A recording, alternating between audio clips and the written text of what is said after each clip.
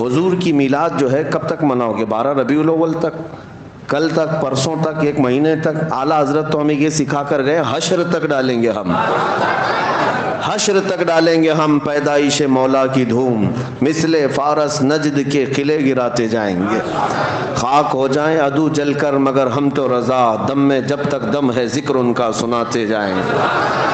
میلاد کا موسم جیسی آتا ہے، ماہ ربیع النور، یہ بہت سارے چہروں کو ایک الگ امتیازی شان دیتا ہے۔ ربیع الاول میں بہت سارے چہرے پہچانے جاتے ہیں، کچھ اجلے ہو جاتے ہیں، کچھ کالے ہو جاتے ہیں، کچھ جگہ لائٹ بہت زیادہ ہو جاتی ہے، کچھ جگہ اندھیرا بھی زیادہ ہو جاتا ہے۔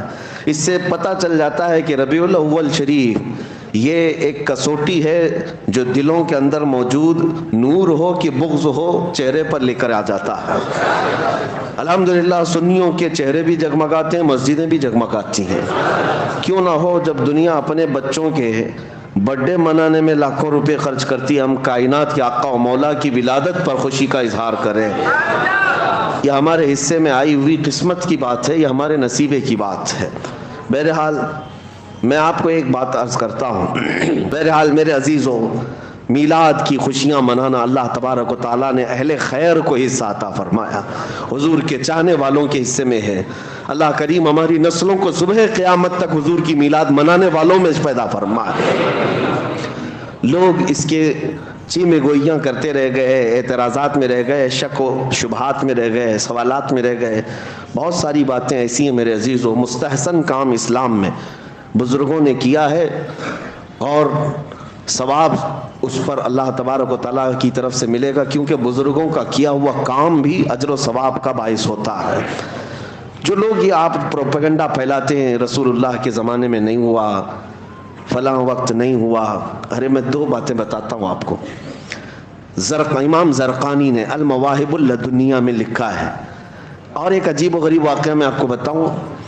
حضور اکرم صلی اللہ علیہ وسلم کی ولادت جس دن ہوئی نا 12 ربیع الاول شریف کو، اس رات کو اللہ تعالیٰ نے کائنات کے جانوروں کو بولنے کی طاقت دی، سارے جانوروں کو۔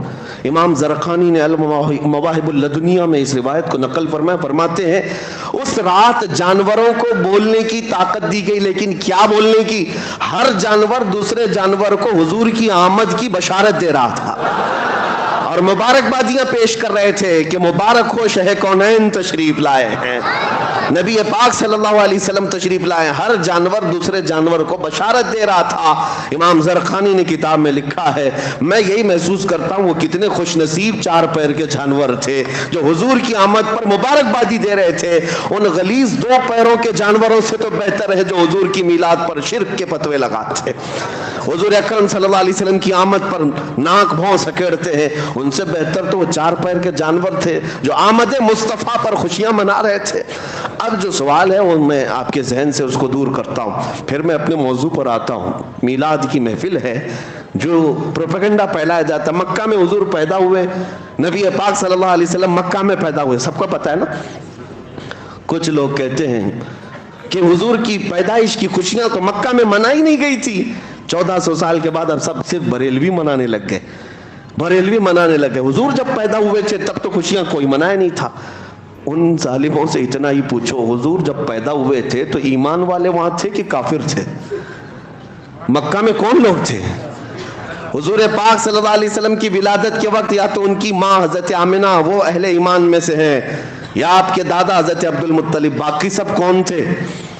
وہ لوگ تو نہیں منائیں گے جو کفار و مشرکین تھے، وہاں پر بت پرستی کے شکار تھے۔ اور اگر ان کو یہ لگتا ہے کہ مکہ والے نہیں بنائے تھے اور اگر ان کا تعلق بھی انہی کی ذریت سے ہے تو ہمیں سوال اور جواب کرنے کی ضرورت بھی نہیں۔ آپ کا تعلق، آپ کا خاندان آپ کو مبارک۔ مکہ والے نہیں منائے تھے، سچ کہتے ہو آپ نہیں منائے تھے، اس لیے نہیں منائے تھے کہ کافر تھے، مشرکین تھے، اس لیے نہیں منائے۔ ہاں ہم بتاتے ہیں منایا کون تھا۔ حضور اکرم صلی اللہ تعالیٰ علیہ وسلم کی ولادت کی خوشیاں یہ کہتے ہیں نا کہ مکہ والے نہیں منائے تھے، لیکن 53 سال حضور نے مکہ میں زندگی گزاری۔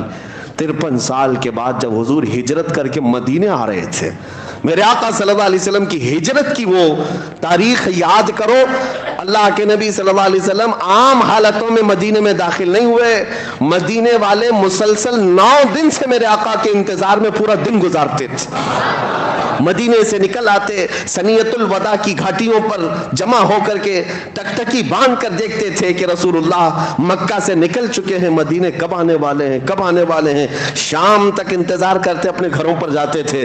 جب حضور اکرم صلی اللہ علیہ وسلم حضرت ابوبکر صدیق کے ساتھ مدینہ طیبہ میں داخل ہونے کا وقت آیا، پورے مدینے والوں میں جو خوشیوں کی لہر تھی، بخاری شریف میں بھی موجود ہے، مسلم شریف میں بھی موجود ہے، بنو نجار وہاں کا مشہور خاندان ہے مدینے کا، وہاں کی بچیاں اپنے ہاتھوں میں دف لے کر کے آ گئیں، غلام حبشی بھی نیچے آ گئے، جوان مرد بھی اتر آئے، عورتیں اپنے گھروں کی چھت پر تھی، اور سبوں نے جب آفتاب رسالت کو چمکتے ہوئے دیکھا، پکار کر کہا طلع البدر علینا من ثنیات الوداع وجب الشکر علینا ما دعا للہ داعی۔ وہ بچیاں گنگناتی تھی جس کو بخاری نے نقل کیا ہے، یہ کہتی تھی ثنیۃ الوداع کی گھاٹیوں سے 14ویں کا چاند ہم پر طلوع ہو گیا ہے، ان کے آنے پر ہم پر اللہ کا شکر واجب ہو گیا ہے کہ اللہ کی طرف بلانے والا رسول اب ہمارے شہر میں آیا ہے۔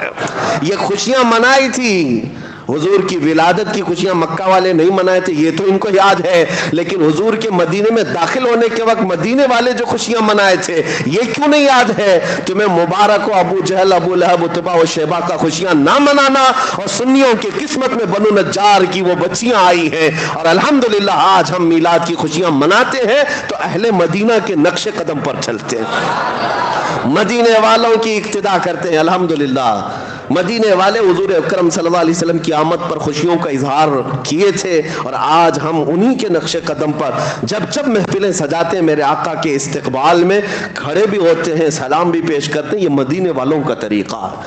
اللہ تبارک و تعالی ہمیں ہمیشہ مدینے والوں کا ایمان عطا فرمائے۔